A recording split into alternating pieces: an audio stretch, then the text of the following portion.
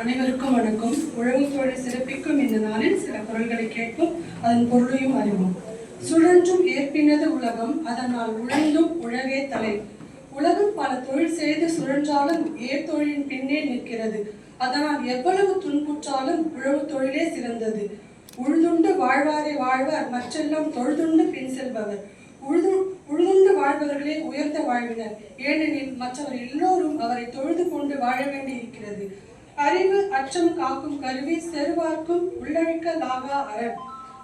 அறிவு நமக்கு அழிவு வராமல் காக்கும் ஆயுதமாகும், பகைவராலும் அழிக்க முடியாத ஒரு உட்கோட்டையாகும். என சிறக்க போகும் திருவள்ளுவர் ஆண்டில் திருவள்ளுவரை உயர்த்துவோம், திருக்குறளை போற்றுவோம்.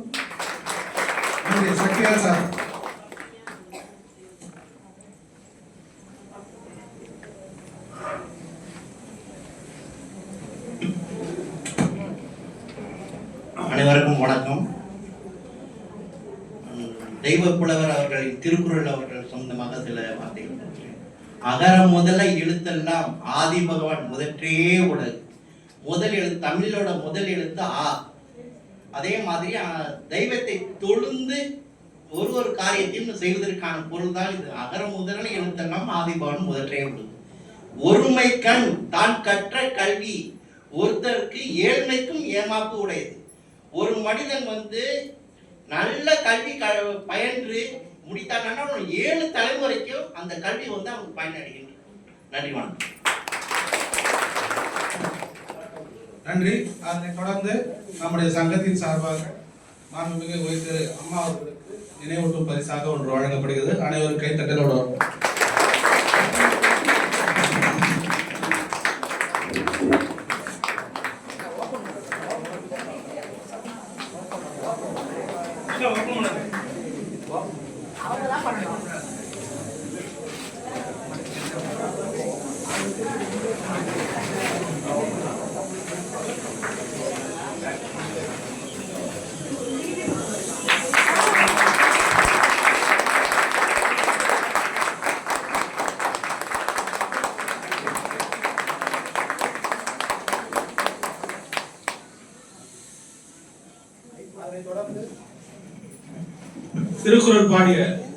திருக்குறள் பாடியவர்களுக்கு அம்மா கையால் பொன்னாடையும் நினைவு பரிசும் வழங்கப்படும். திருக்குறள் சக்திவேல் வாங்க.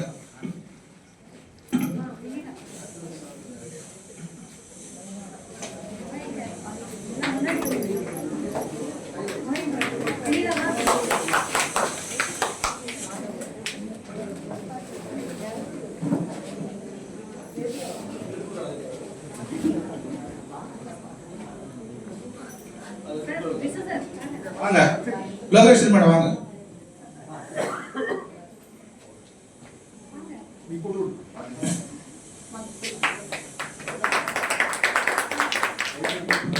கவிதை வெண்ணிலா மேடம்.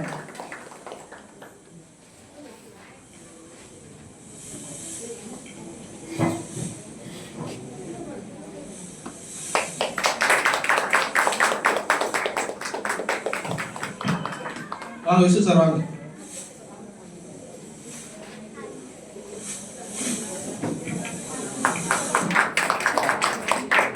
பிரேமாவதி மேடம் வாங்க.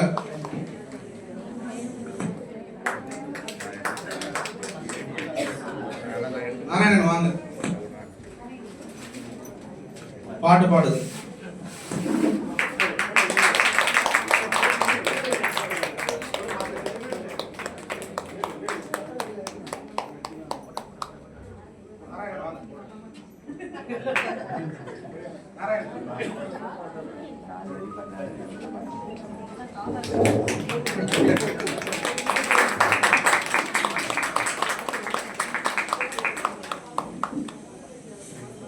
மகிழ்ச்சி, வாழ்த்துக்கள்.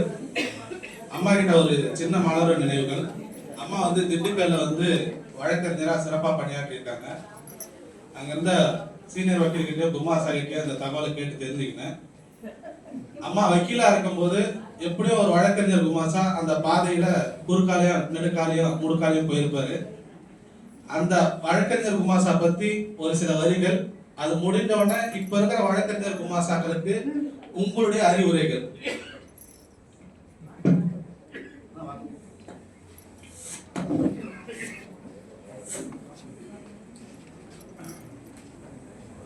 பெண்களை வந்து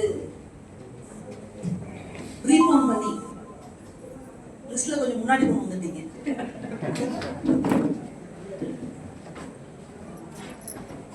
high court advocates Clarks association president, secretary, பொருளாளர் மற்றும் சங்க உறுப்பினர்கள், சங்க நிர்வாகிகள் உள்ள அவங்க மட்டும் தானே ஃபேமிலிஸ் இருக்காங்க.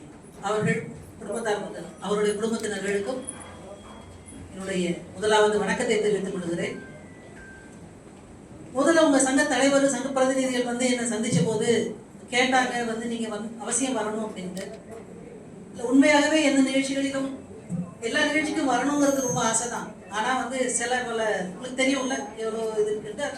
And I am nearing my retirement as well very shortly. So அதனால இது வர முடியுமா அப்படின்னு கேட்டேன். டேட்டெல்லாம் சொன்னாங்க. அப்போ முடியாது இப்போ முடியாதுன்னு. அப்போ நான் எப்போ சொல்கிறேனோ அப்போவே பொங்கலை கொண்டு வந்துட்டாங்க. அதுக்கு வந்து அதில் மிக்க மகிழ்ச்சி. முதலாவதா எனக்கு என்ன இங்கே வந்த உடனே ஒரு நல்ல விஷயம் பிடிச்சிருக்கு அப்படின்னு கேட்டிங்கன்னா, ரொம்ப ரேருங்க இந்த அட்வொகேட்ஸ் கிளார்க்ஸ் அசோசியேஷன் அப்படிங்கிறது ஒரு அழகா ஒரு அசோசியேஷனாக இருந்து செயல்பட்ட மாதிரி நான் வழக்கறிஞராக இருக்கும்போது எனக்கு அது மாதிரி பார்த்த ஞாபகம் இல்லை. மேபி அந்த நேரங்களில் உருவாகி இருக்கிறதுக்கு வாய்ப்பு இல்லை. ரொம்ப எல்லாரும் ஒத்துழைப்பாக இருக்கிறீங்க. அதில் அவர் ஆரம்பிக்கும் போதே சொன்னார் இது வந்து எல்லா மதத்திலும் சேர்ந்து செய்யக்கூடிய ஒரு விழா அப்படின்னு சொல்லி. அதுவும் ரொம்ப மனதுக்கு மகிழ்ச்சியாக இருந்தது. பொதுவாக வழக்கறிஞர் குமாஸ்தா அப்படின்னு சொல்லக்கூடிய எழுத்தர்களை பற்றி சொல்லணும் அப்படின்னா, வழக்கறிஞர்களாக படித்தவங்க எல்லாருமே கல்லூரிகளில் படித்து நல்ல சட்டங்களை நல்லா தெரிஞ்சு வந்திருப்பாங்க. Theoretical knowledge. அப்போ நான் பேசுறதே நல்லா கேட்கும்னு நினைக்கிறேன். அந்த மைக் இல்லாம தியரிட்டிக்கல் நாலேஜில் வந்து எல்லாரும் சிறப்பாக தான் படிச்சிருப்பாங்க. கல்லூரிகளில் படிக்கும் சட்ட கல்லூரிகளில் படிக்கும் போது நானுமே வந்து ப்ரொசீஜரல் லாஸை நல்லா படித்து வந்தால் கூட அந்த நடைமுறை சட்டங்கள் உண்மையான நடைமுறையில எப்படி இருக்கு அப்படின்னு எனக்கு சொல்லிக் கொடுத்தது வந்து என்னுடைய வக்கீல் குமாஸ்தா. அவர் பேர் முத்துகிருஷ்ணன்.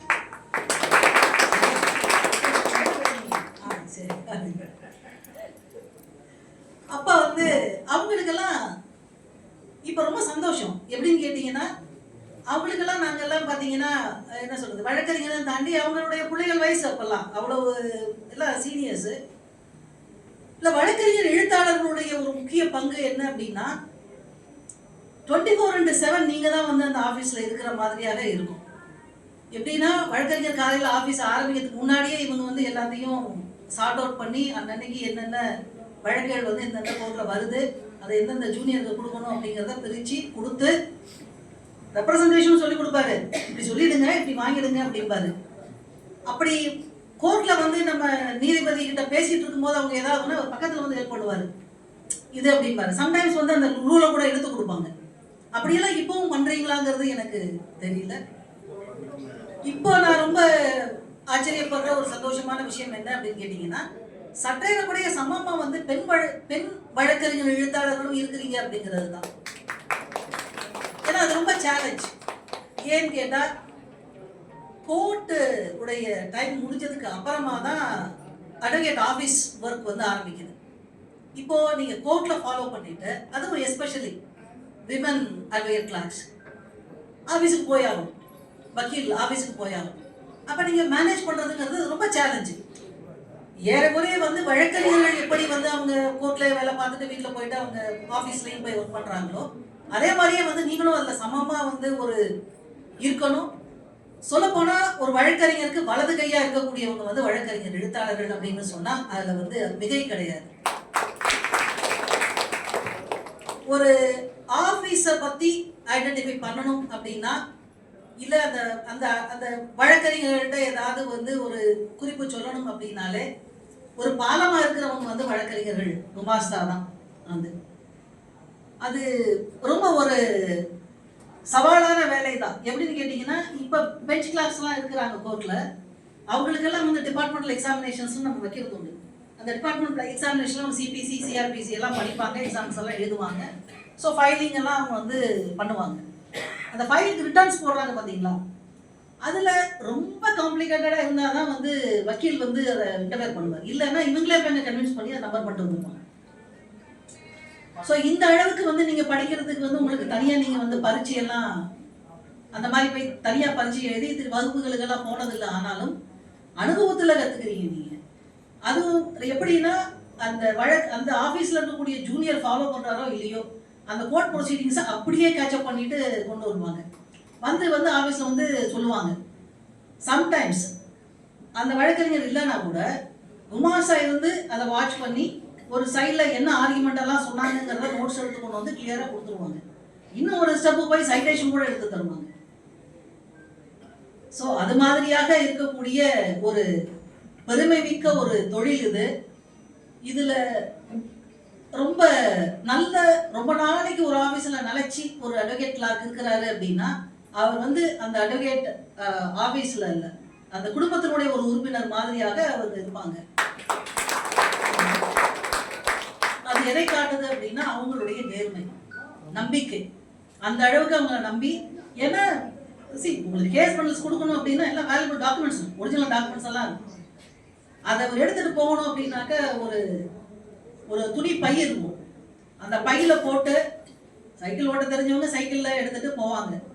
இல்லைன்னா ஒரு பெரியவரெல்லாம் இருந்தார், ரொம்ப பழுத்த பழமா இருந்தார் அவரு, ராஜகோபாலுக்கு பேர் அவருக்கு எங்க ஆபீஸ்ல. எனக்கு அவரெல்லாம் எப்படி எழுதுறாருன்னே தெரியல. அவரெல்லாம் வந்து ரிட்டையர்மெண்ட் ஆகி ஒரு 20 வருஷத்துக்கு வீட்டுல இருக்கக்கூடிய ஒரு வயசுல நான் போய் வந்து அந்த ஆபீஸ்ல சேர்ந்தேன். ஆனாலும் வந்து அப்டேட்டடா இருப்பாரு. அந்த சம்மன் எழுதுறது, இந்த நோட்டீஸ் இதெல்லாம் எழுதுறதெல்லாம் பாத்தீங்கன்னா பக்காவா எழுதி அந்த பிளைண்ட்டை ரெடி பண்ணி அதை ஃபிட் ஃபார் ஃபைலிங்க்கு செய்து வைக்கிறதெல்லாம் வந்து நான் ரொம்ப ஆச்சரியமா பார்த்துருக்கிறேன். சொல்ல போனா வந்து எப்படி ஒரு வீட்டுல நீங்க இல்ல ஒரு ஹோட்டல் வச்சுக்கோங்க, ஒரு ஹோட்டல் நடத்தணும் அப்படின்னா அந்த ஹோட்டல் நடத்தக்கூடியவங்களுக்கு சமையலை பத்தி தெரிஞ்சிருக்கணும். சும்மா நீங்க கல்லாப்பட்டில உட்காந்து காசு வாங்கி போடுறதுக்கு மட்டும் நம்ம தெரிஞ்சா பத்தாது. அதோட நடைமுறை தெரியணும். அதுல யாராவது குறை சொல்றாங்க இல்லைன்னா நீங்க வந்து டேஸ்ட் பண்ணி அது எப்படி இருக்கணும், எப்படி இருந்தால் அதில் வந்து கூட கொஞ்சம் குறையா போட்டு அது வந்து நல்லா போகும் அப்படிங்கிறது வந்து அவங்களுக்கு தெரிஞ்சிருக்கணும். அவங்க எவ்வளவுதான் வசதியா இருந்தாலும் அந்த மாதிரி ஒரு வழக்கறிஞராக இருக்கணும் அப்படின்னா அவங்களுக்கு முதல்ல வந்து வழக்கறிஞரோட எழுத்தாளருடைய பணி வந்து தெரிஞ்சிருக்கும். அப்படி இருந்தாதான் வந்து அவங்களுக்கு அந்த கேஸ் மேல ஒரு ஹோல்டு இருக்கும். அப்படின்னா தான் அதுல என்ன நடக்குது அப்படிங்கிறது தெரியும். எந்தெந்த செக்ஷன்ல எப்படி இருக்கு, என்ன நடக்குது அப்படிங்கிறத அவங்களாலையும் வந்து ஃபாலோ பண்ண முடியும்.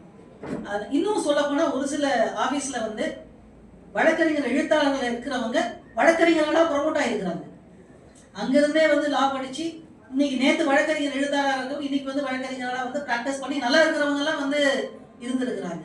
ஸோ அது மாதிரியான ஒரு சிறப்பு மிக்க ஒரு பணியில ஒரு வழக்கறிஞர் அலுவலகத்துக்கு ஒரு அவங்களுடைய முதுகெலும்பாக நீங்க செயல்பட்டு கொண்டு, அதே நேரம் எப்படி இந்த சட்டத்துறை அப்படின்னு எடுத்துட்டா இது வந்து ஒரு டீம் இல்லையா, வழக்கறிஞர்கள் அந்த கோர்ட் ஆபீசர்ஸ் தானே 2 பேரும், அவங்களும் நீதிபதியும் இருக்கும் போது நீங்க வந்து எப்படின்னா திரைக்கு முன்னால இல்லைனாலும் திரைக்கு பின்னால இருந்து அந்த திரைப்பட பாடல்கள்லாம் இருப்பாங்கல்ல, பின்னணி பாடுற மாதிரியா வந்து நீங்க வந்து பின்னணியில இருந்து நீங்க செயல்பட்டு உங்க முகங்கள் எல்லாம் நிறைய பேருக்கு தெரியாது. இருந்தா கூட நீங்க வந்து அதையெல்லாம் பொருட்படுத்துறது கிடையாது. இருந்தாலும் அந்த ஒரு அர்ப்பணிப்போட நீங்க செயல்படுற அந்த சிறப்பு உண்டு அப்படிங்கிறதுல நான் வந்து ரொம்ப மகிழ்ச்சி. அப்படிப்பட்ட ஒரு சங்கத்தின் மத்தியில இன்றைக்கு வந்து இந்த நிகழ்ச்சியில எனக்கு கலந்து கொள்வதற்கு நல்ல விதமாக ஒரு வாய்ப்பு கொடுத்தது, ஒரு வாய்ப்பு எனக்கு கிடைத்தது அப்படிங்கிறதுலையும் எனக்கு பெருமகிழ்ச்சி. அதுலேயும் வந்து ஒரு ரொம்ப சிறப்பா, அதாவது 15 நிமிஷம் தாங்க இருப்பேன், 20 நிமிஷம் தான் இருக்க முடியும், அவ்வளோதான் டைம்னா அது டைமா டக்குன்னு வச்சிங்க பாருங்க. அந்த மாதிரி அது ஒரு ஆர்கனைஸ் பண்ணி எதை வந்து அந்த இடத்துல வச்சா வந்து சிறப்பாக இருக்கு. அதாவது என்ன ஸ்பிரிட்னு கேட்டீங்கன்னா, நீங்க என்ன சொன்னாலும் சரி, நீங்க 10 நிமிஷம் சொல்றீங்களா பரவாயில்ல, நீங்க 5 நிமிஷம் சொல்றீங்களா பரவாயில்ல, எப்படியாவது நீங்க வந்து இருக்கணும். சரியா? That is the spirit. Thank you so much. I wish you all the best. இன்றைக்கு வந்து இந்த இது பொங்கல்ங்கிறது வந்து தமிழர் திருநாள்னு சொல்லுவோம். தமிழில் வந்து நியூ இயர், அது நமக்கு இங்கிலீஷ் நியூ இயர் இப்போ பறந்தாச்சு. இருந்தாலும் இந்த தமிழ் நியூ இயரையும் ஒரு நியூ இயர் ஆக்குறது இந்த வருடத்தில் நீங்கள் எவ்வளோ இந்த தொடக்கத்தில் எவ்வளோ சந்தோஷமாக இருக்கீங்களோ அதே மாதிரியே நீங்கள் வந்து வரக்கூடிய வருடங்களையும் எல்லா சந்தோஷங்களையும் பெற்று நல்ல உடல் நலத்தோடும் மனவளத்தோடும் இருக்க வேண்டும்.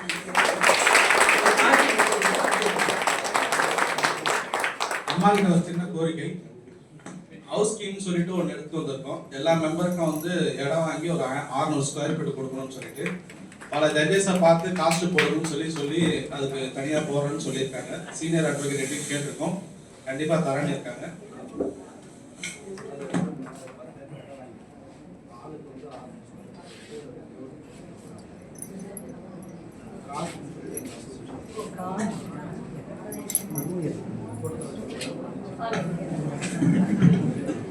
அதனால அம்மா அவர்கள் எங்களுடைய சங்கத்தின் உறுப்பினர்களுக்கு அந்த ஹவுஸ் ஸ்கீம் கோசம் அந்த காஸ்ட் இங்க இருக்கிற பெண்களுக்குமா சாலும் சரி ஆண்களுக்குமா சாலும் சரி கொஞ்சம் காஸ்ட் எங்களுக்கு சங்கத்துக்கு வழங்கினீங்கன்னா அந்த காஸ்ட் தொகையை வச்சு எவ்வளவு இருந்தாலும் அம்மா வந்து ₹1 கொடுத்தாலும் சரி 10 லட்ச ரூபாய் கொடுத்தாலும் சரி அது எங்களுக்கு சந்தோஷம் தான். அந்த கோரிக்கை இங்க வைக்கிறோம். இந்த கோரிக்கை இந்த சபையில வைக்க கூடாது. அம்மா கிட்ட மன்னிப்பு கேட்டுட்டு இந்த கோரிக்கையை வைக்கிறோம். அதனை தொடர்ந்து ஒரு 5 பேர் ஜென்ஸ் வாங்க, 5 பேர் லேடிஸ் வாங்க. அம்மா கையால வந்து பொங்கல் சிறப்பு தொகை கொடுத்துட்டு அம்மா கிளம்பிடுவாங்க. நன்றி.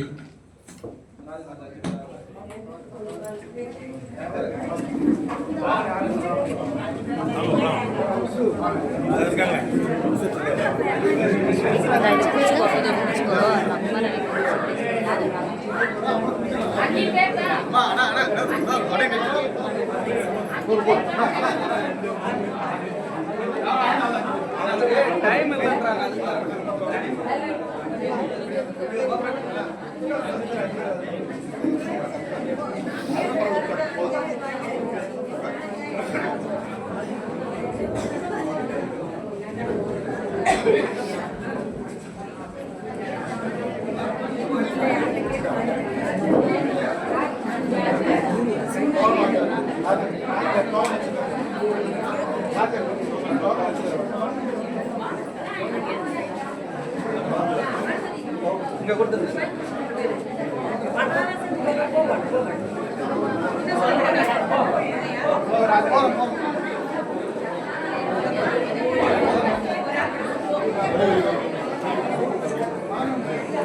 நம்முடைய அழைப்பை ஏற்று நம்முடைய பொங்கல் திருவிழாவில் நம்முடன் இணைந்து நம்முடைய கஷ்டங்களை புரிந்து கொண்டு மிகவும் சிறப்பாக வழிநடத்திய உயர்நீதிமன்ற நீதிபதி மாண்புமிகு உயர் திரு அம்மா அவர்களுக்கு நம்முடைய சங்கத்தின் சார்பாக நன்றியை தெரிவித்துக் கொள்கிறோம்.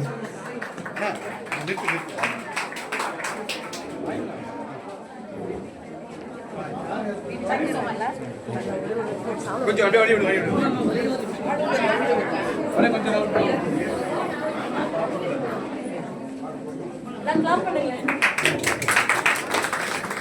கொஞ்சம்